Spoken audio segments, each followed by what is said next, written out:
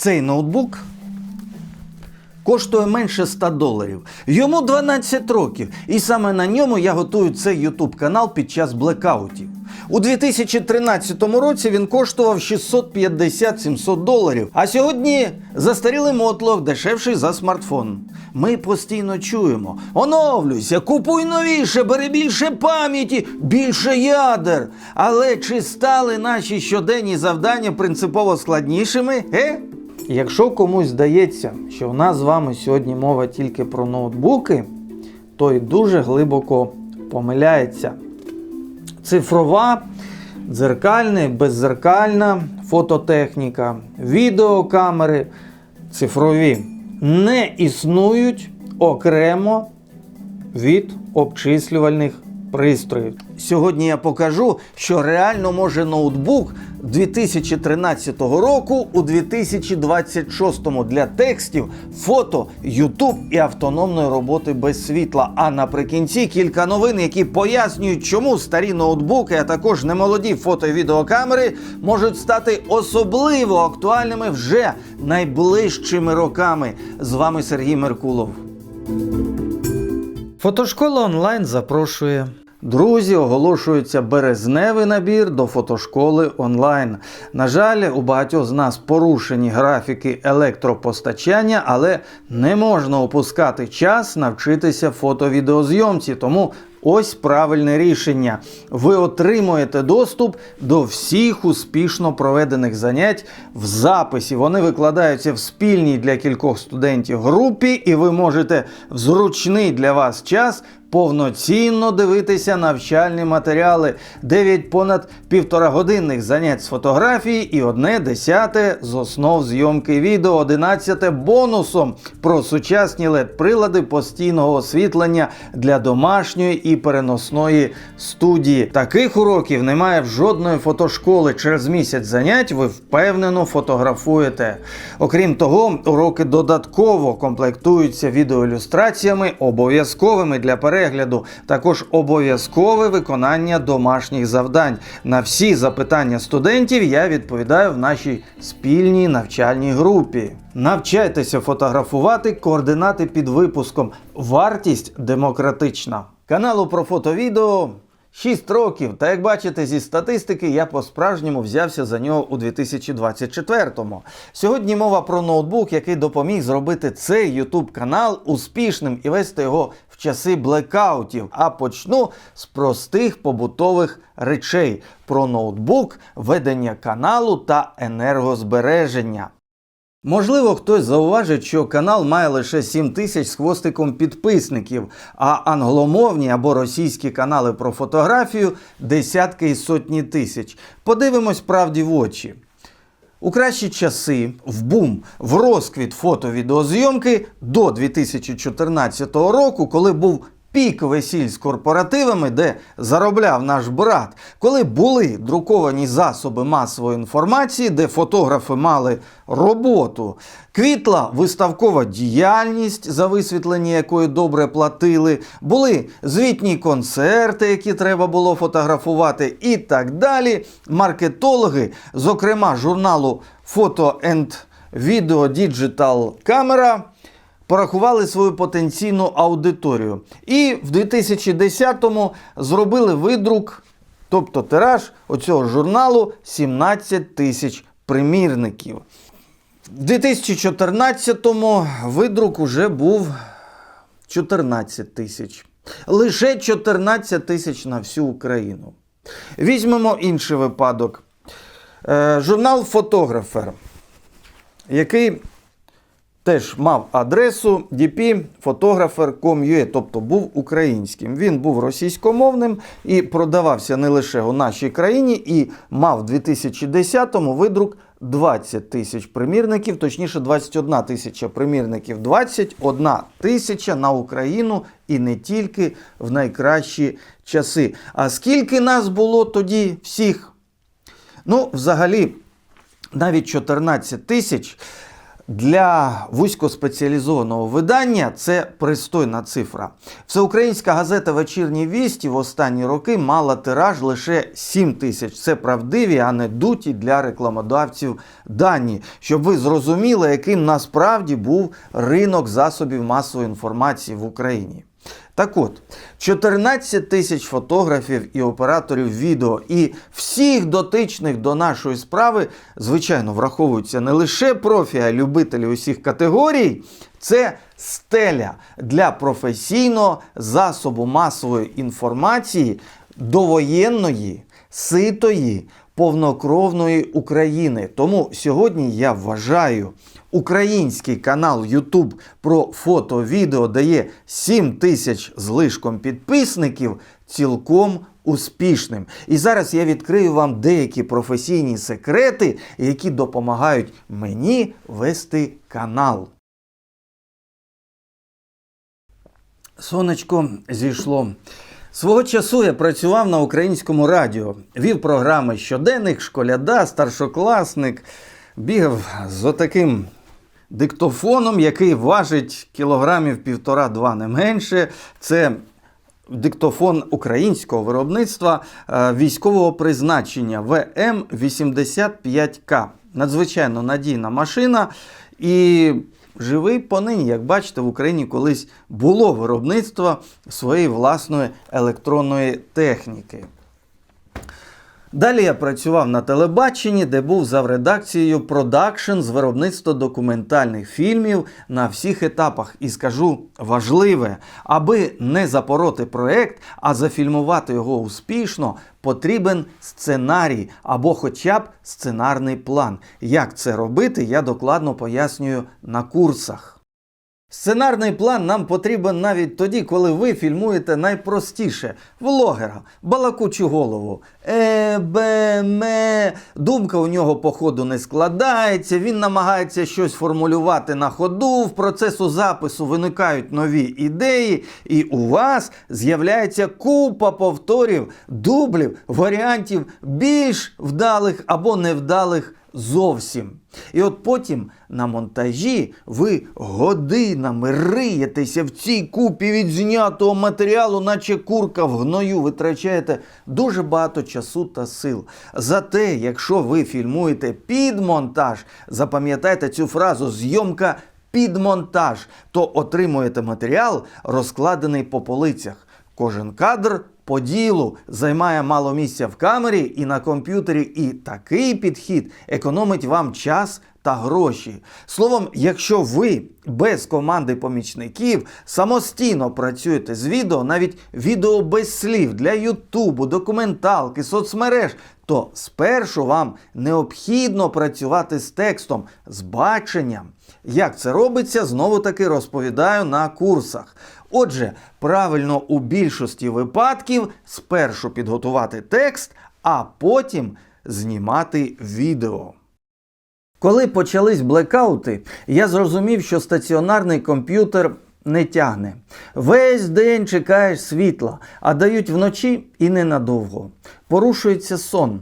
І наступного дня ти ходиш наче сновида і натикаєшся на стіни. Твій коефіцієнт корисної дії падає в мінус. Це не наш шлях. Є варіант придбати станцію, враховуючи, що системний блок з блоком живлення, там 750 Вт він у мене, плюс, звичайно, моніторчик, це треба з таку станцію Вт на 1,5-2 кВт. І якщо ми з вами зайдемо в магазинчик, то побачимо, треба ж таку станцію, щоб років там на 8 їх хоч вистачило, щоб не на 4-й рік там акуми подохли. Значить, що я бачу? Я бачу, прекрасна EcoFlow, 2400 ваттів, 67, майже 68 тисяч гривень.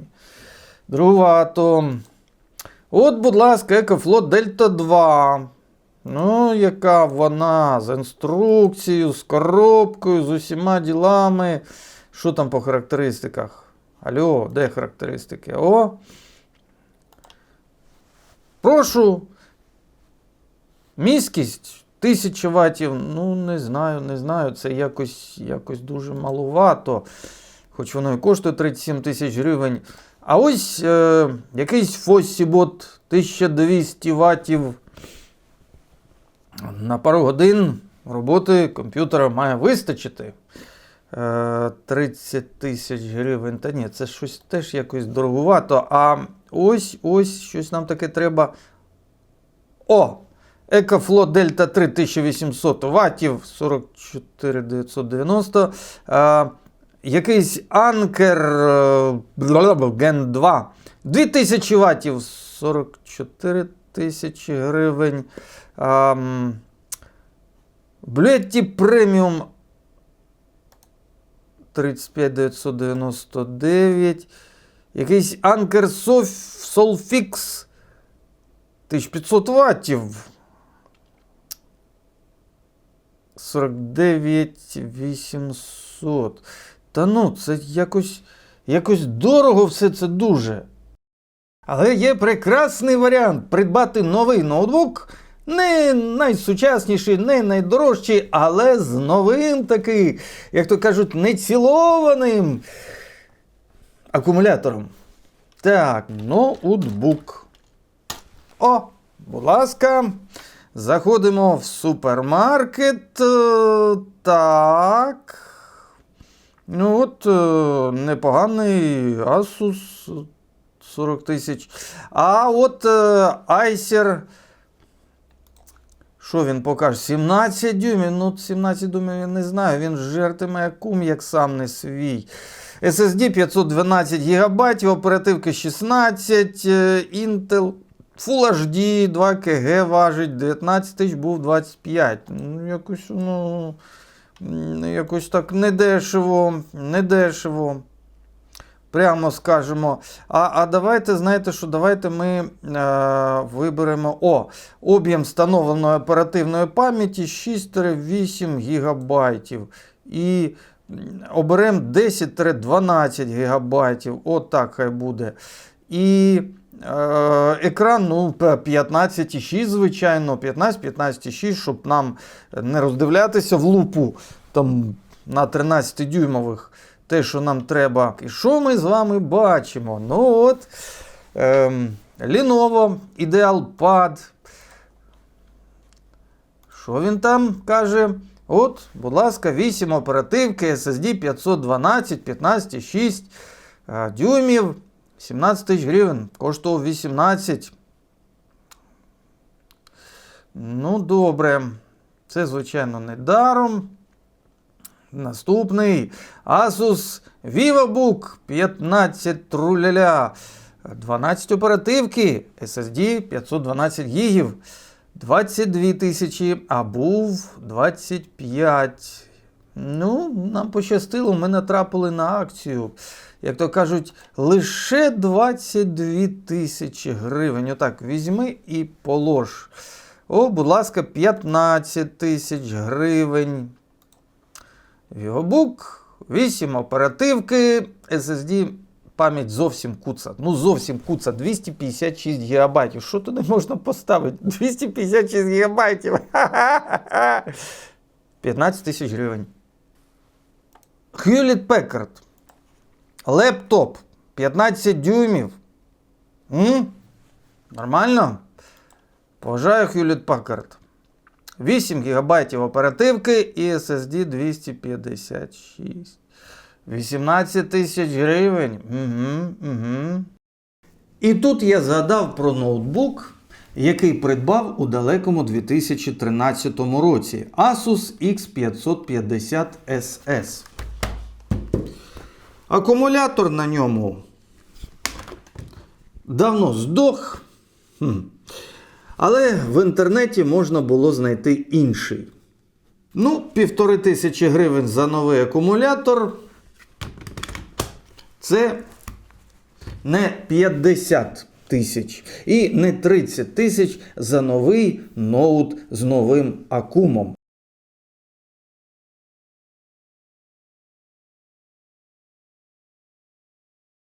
Як довго тримає заряд акумулятор до Asus 550? Зауважу, що я придбав новий оригінальний Akum. І якщо ми вимкнемо Wi-Fi і зменшимо яскравість екрану, то в режимі перегляду відео його запросто вистачить більше ніж на 2,5 години. У мене завжди залишалося ще. Якщо ж ми працюємо з набором тексту, то ноут показує, що заряду вистачить на 3,5-4 години. Я ще не доводив цей ноут до повного розряду. Кілька годин від мережі, плюс кілька годин від акумулятора ноутбука, і у нас з'являється цілий робочий день. Це, звичайно, не MacBook. Але ціна питання виводиться з окупованості проєкту. Ціна питання виводиться з окупованості проєкту. Це нормальний бізнес-підхід. Ми з вами не раз згадували в минулих випусках про принципи розумної достатності. Ноутбуки Asus X550 SS на барахолках можна знайти від 3 до 4 тисяч гривень. Але такий самий, як у мене, в такій конфігурації коштує 2700 гривень, тобто в районі $50. 1500 акумулятор новий, плюс ноутбук за 2700 буде 4200. Тепер мій ноутбук працює з акумулятором і може діяти в часи блекаутів. Ха-ха, я усе озброєнні. Дешеве покращення швидкодії ноутбука. Я встановив на Asus X550 10 Windows і отримав проблему. В ноутбуку стоять розпаяні на материнській платі 4 ГБ оперативної пам'яті. Вінда забирає 3 з них і всі програми негайно починають гальмувати. Що ж, ще за 170 гривень я придбав планочку 4 ГБ Samsung DDR3L 1600 МГц. Тепер мій Asus працює достатньо швидко і тримає по кількою відкритих вікон. За ринковою ціною все разом буде 4370 гривень, плюс витрати на доставку, тобто ноутбук за еквівалент $100 США. Огляд Asus X550 SS. Отже тепер, коли всі складові ноутбуку на місці, давайте подивимося, що в нього на борту.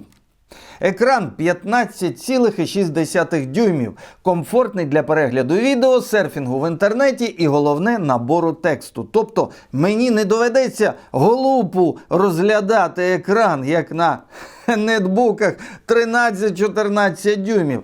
Це плюс. Але екран глянцевий, він не любить бокових засвітів. Це мінус. Зате на ньому приємна передача кольорів і він відчувається досить жорстким у руках. Це знову плюси.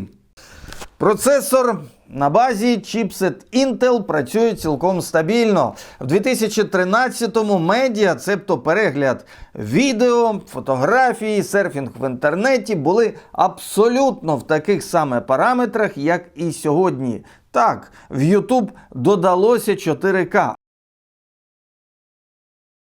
У налаштуванні вашої камери або смартфона є важливий параметр. Ну ні шмагла. Не може він 4К. HD може, Full HD може, що для екранчика 5,6 дюйма в принципі непогано. На борту тепер 8 ГБ оперативної пам'яті. Її достатньо, аби відкрити кілька вкладок і навіть грати в якісь ігри. Ностальгічні, а нам же ж треба для роботи. Тепер увага! В ноуті дві відеокарти. Так, інтегрована плюс NVIDIA GeForce GT 728M 2 ГБ.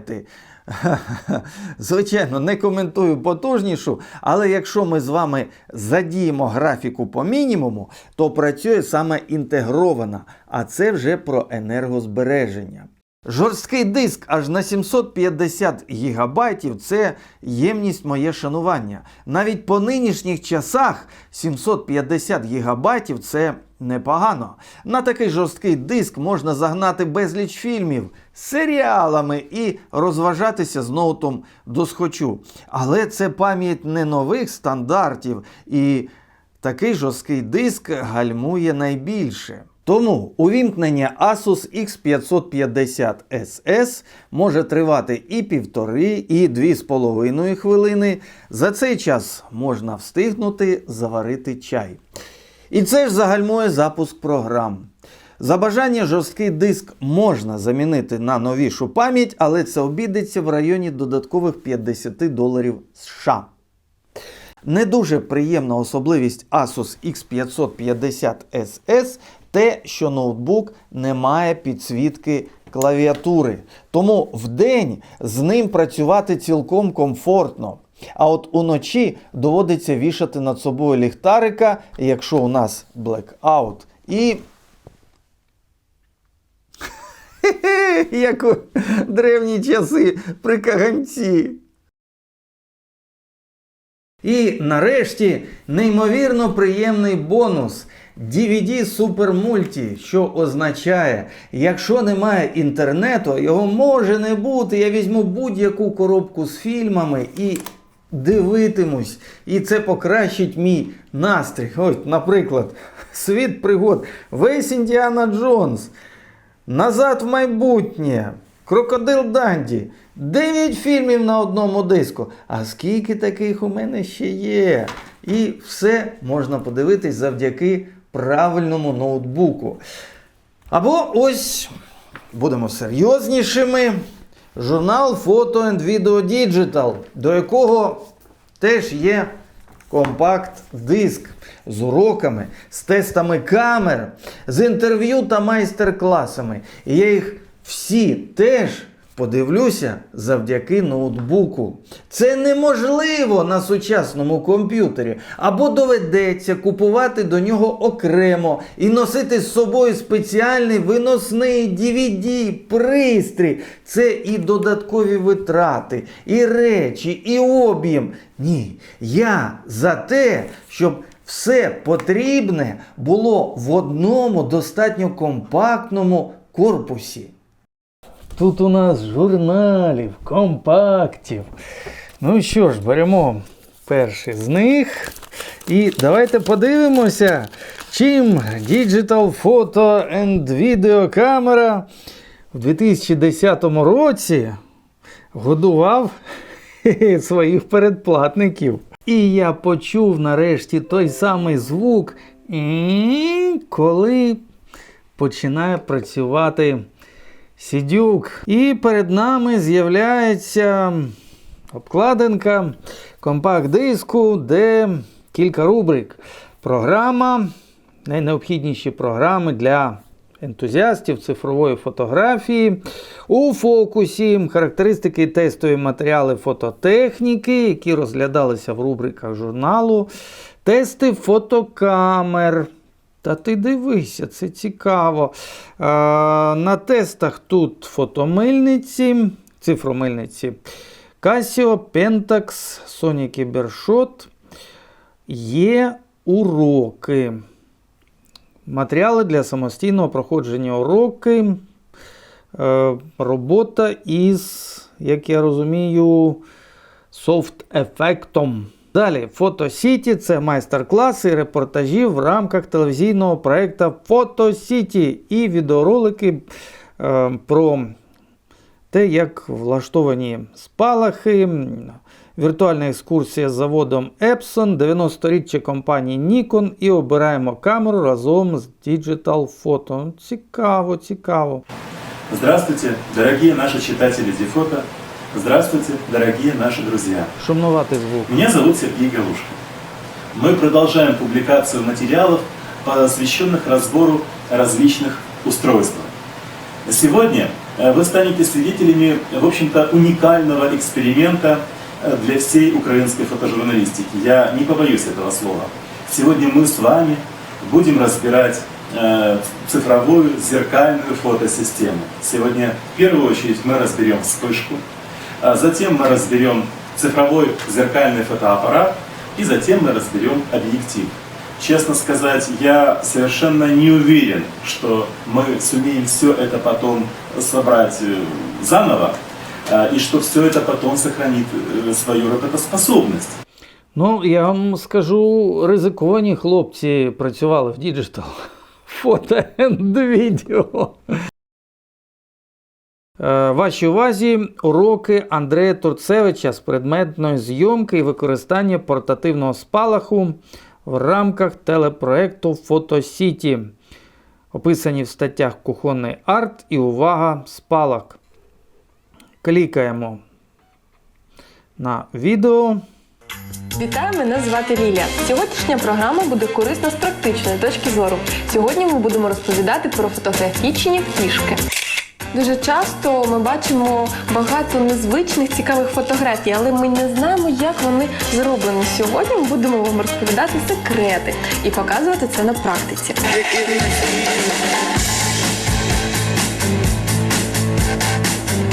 Разом з журналом Діфото ми сьогодні будемо експериментувати і давати вам корисні поради.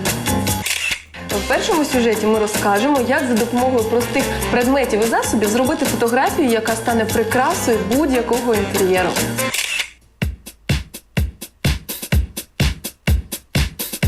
Сьогодні в програмі «Фотосіті. Фотографічна кухня». Готувати у нас буде Андрій Турцевич, редактор журналу «Діфото». Интересный мастер-класс, он посвящен практической фотографии и простым приемам практической фотографии, которые может выполнить практически любой любитель. Здесь отобрано несколько вещей, которые используются хозяйками. Это венчик для взбивания крема, а это... Для картошки. Да.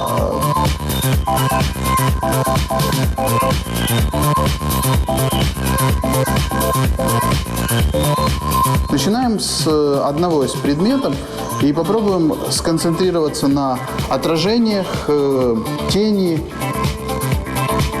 Можете пояснити, яка у нас схема світла, зараз? Мы пытаемся в студии смоделировать солнечный свет. Желательно такой сюжет снимать после обеда, когда солнце более низкое. В целом мы хотим показать, что этот опыт легко сделать в любых условиях любому фотографу. И прелесть его заключается именно в простоте. Теперь начинается анализ предмета. Здесь у него есть несколько отражающих поверхностей, на которые стоит обратить внимание. Прием очень простой. Он использует всего один источник света.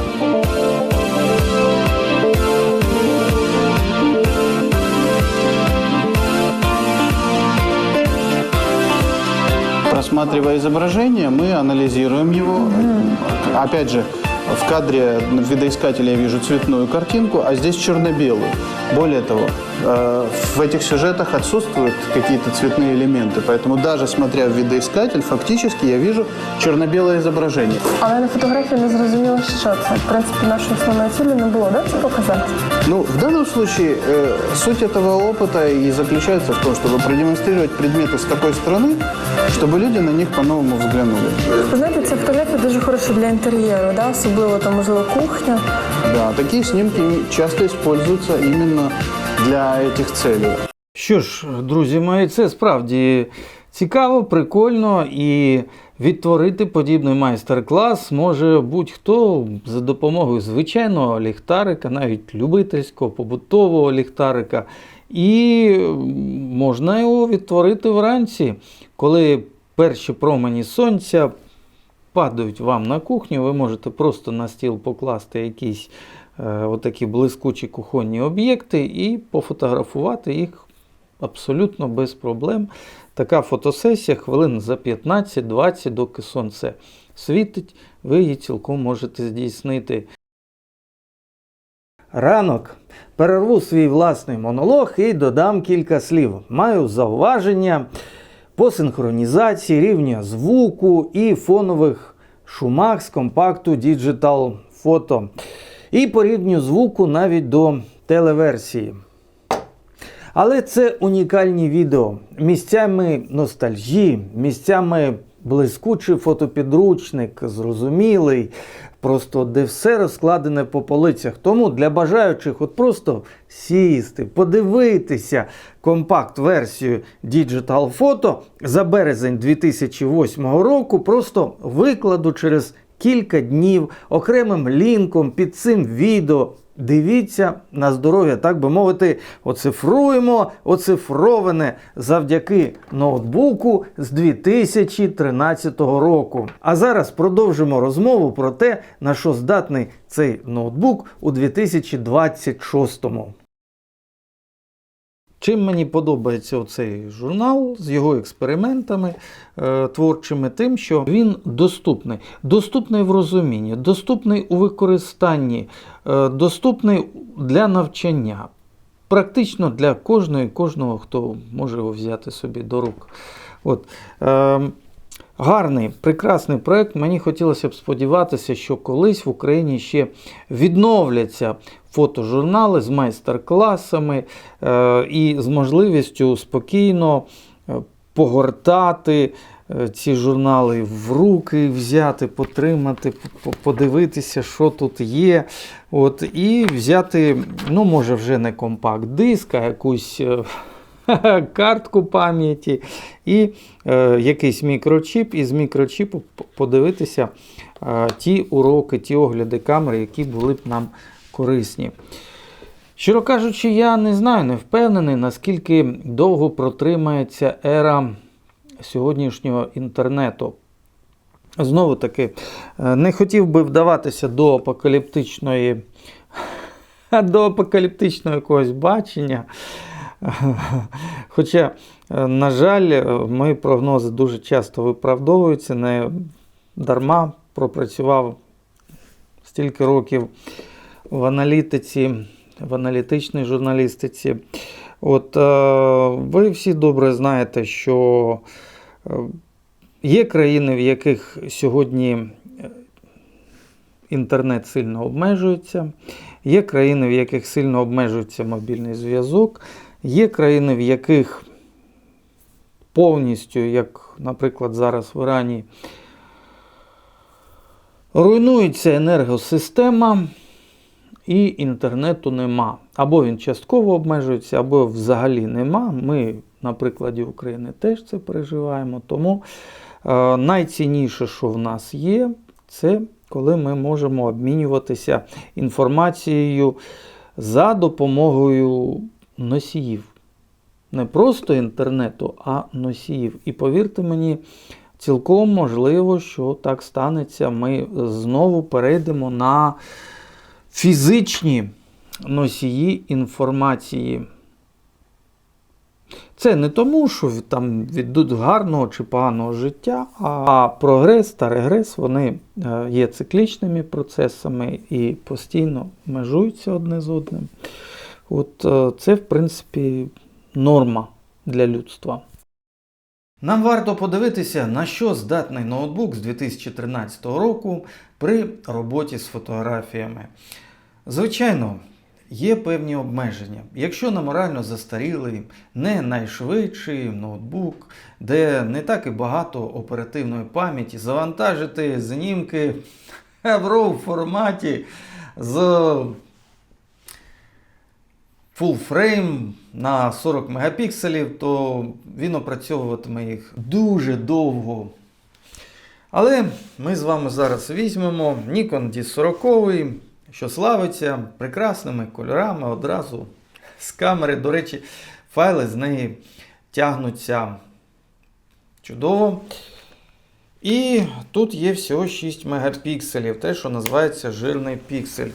Візьмемо картку пам'яті, пам'ятаємо, що у нас ноутбук, значить ми з вами зможемо карту пам'яті абсолютно спокійно, не використовуючи якогось спеціального кардрідера, засунути у кардрідер самого ноута Adobe Photoshop Lightroom Classic. Lightroom запускається на ноутбуку, і ми з вами очікуємо можливості попрацювати з кадрами. Завантажуються файли не миттєво. Знову таки, можна було за цей час піти, заварити собі кави, або з'їсти, як то кажуть, пиріжок якийсь. Минуло десь 2 хвилини, і ми виберемо, давайте виберемо 36 фотознімків. Звичайно, Тут не найбільший екран, я звик до трошечки ширшого, трошечки більшого, але це не так страшно.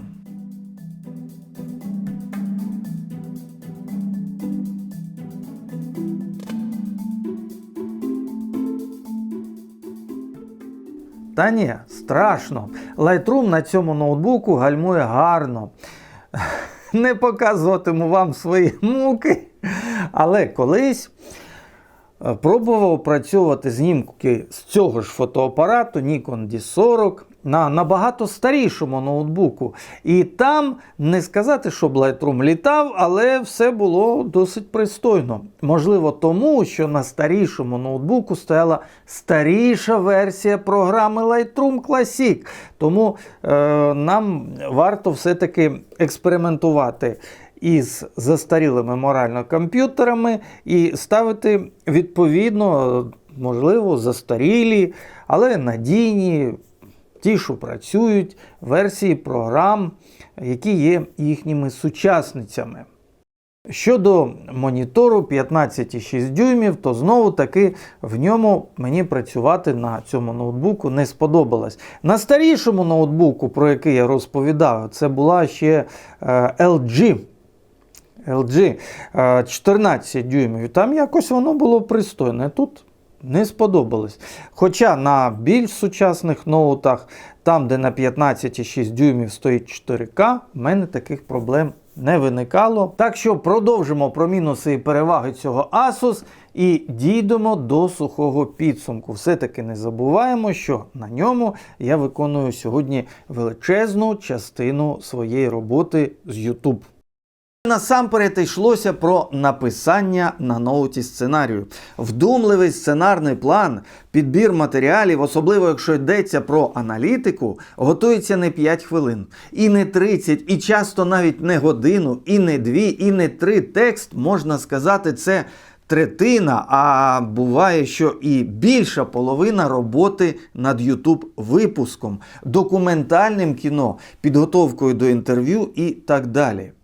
Тож, ви побачили мого бюджетного помічника, по нинішніх часах бюджетного, бо в 2013-му він коштував від 12 до 14 тисяч гривень, що складало 600-700 доларів США.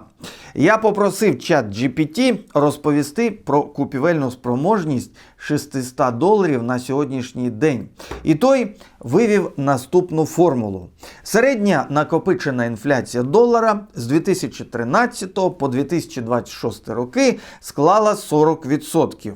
Значить, за купівельною спроможністю 600 доларів США у 2013-му це 850 доларів у 2026-му, що дорівнює вартості сучасного ноутбука у 30-33 тисячі гривень. А штучний інтелект повідомив, твій Asus X550 SS зараз має 8 ГБ оперативки. Сучасний Lenovo IdealPad ThinkBook або Asus VivoBook середній сегмент теж мають від 8 ГБ оперативної пам'яті. Звичайно, ефективніші, але теж 8 ГБ. Asus 2013-го має жорсткий диск 750 ГБ, а у сучасного Lenovo IdealPad жорсткий диск від 256 до 512 ГБ, тобто менше, швидший, але відчутно менший. Так, сучасні комп'ютери, звичайно, досконаліші. У них сучасні відео та графічні можливості, але і Asus X550 SS з 2013 року по сьогодні є цілком собі медіа-центром, а головне, допомагає мені в роботі, особливо коли немає світла. Тепер обіцяні новини про тенденції з фото, відео і обробкою фото-відеоматеріалів. Як працювати з аналітикою? Інформація нагадує собою намистини. Ми беремо одне повідомлення, долучаємо до нього наступне, ще одне, і все це виводить нас в тенденцію. Ми з вами усвідомлюємо, куди рухається світ. От, наприклад, таке повідомлення. Понад 15 мільйонів власників японських автомобілів можуть залишитися без двигунів і коробок передач за конфлікту на Ближньому Сході. Логістика страждає. А що, скажіть, будь ласка, коли страждає світова логістика, йдеться тільки про коробки передач для автомобілів, до фото, відеоприладів, до ноутбуків це не має жодного стосунку? Нанизали першу інформаційну намистину. Наступна. Apple погодилася заплатити Samsung вдвічі більше за чіпи пам'яті LPDDR5X, які потрібні для поточного виробництва iPhone 17. Звітує корейське інформаційне видання. Ціна на 12-гігабайтні модулі пам'яті для iPhone Air і iPhone Pro 17 з початку 2025 року більш ніж подвоїлася, піднявшись з близько 30 до $70. Кажуть, що Samsung спочатку планували наполягти на 60% підвищенні ціни на модулі, однак замість цього Samsung почала переговори одразу із 100% націнкою. І Apple, усвідомлюючи загальну світову тенденцію технологічних дефіцитів, ми з вами про це говорили, звідки береться цей дефіцит пам'яті, йде на штучний інтелект. І от Apple, усвідомлюючи цю тенденцію, погодилася на 100% підвищення цін на пам'ять одразу, бо далі буде правильно дорожче. Абсолютно така ж тенденція у виробництві фото-відеотехніки. Те, про що торочу вже кілька років на каналі. Якщо ви думаєте, що у майбутніх загальнопопулярних моделей сучасних камер буде більше мізків та м'язів, то помиляєтеся.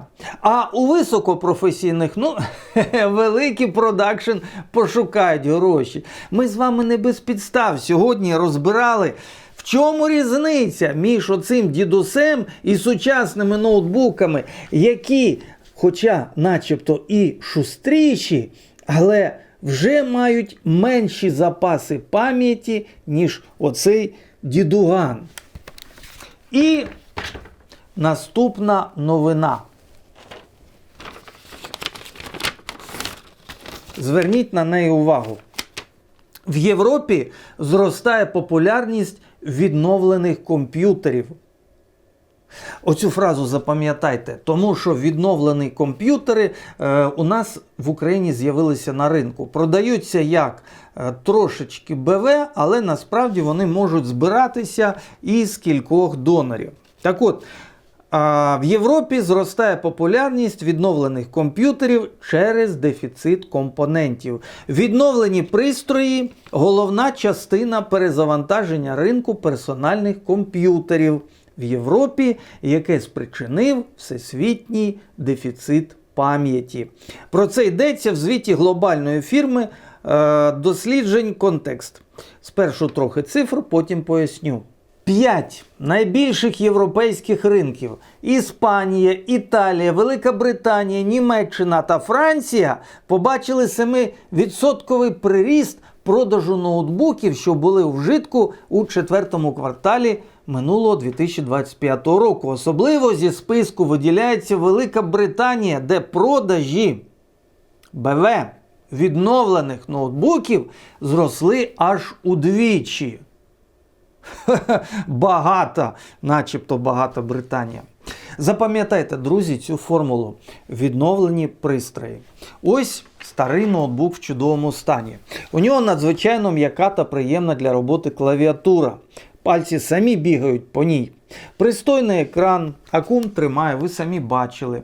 Якщо доставити в нього оперативної пам'яті по максимуму, за копійки я зробив це, і застарілий жорсткий диск замінити на сучасний SSD, аби Windows миттєво запускався і Lightroom той, щоб літав, то Ціна питання $50. І цей ноут закриє більшість щоденних завдань більшості користувачів у 26-му, 27-му і підозрюю 28-му роках і навіть, можливо, в 29-му році. Цитата. Останній аналіз показує, що друге життя комп'ютерів рішуче стає мейнстримом, а Велика Британія – ринок відновлених комп'ютерів, який найшвидше розвивається в Європі. Головний чинник зростання – це доступність.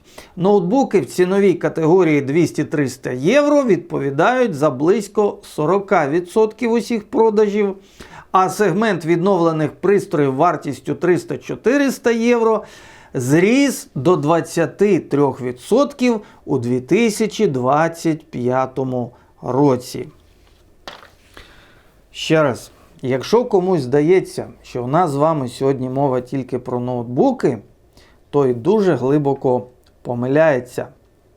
Цифрова, дзеркальна і беззеркальна фототехніка, відеокамери цифрові не існують окремо від обчислювальних пристроїв, таких як персональний комп'ютер або ноутбук. Це частини одного ланцюга. Тому якщо просідає в новизні або зростає у ціні один із його компонентів, коливання передаються всьому ланцюжку. Якщо зменшується кількість оперативної пам'яті в світі, вона зменшується і для ноутбуків, і для виробництва фото-відеокомбайнів.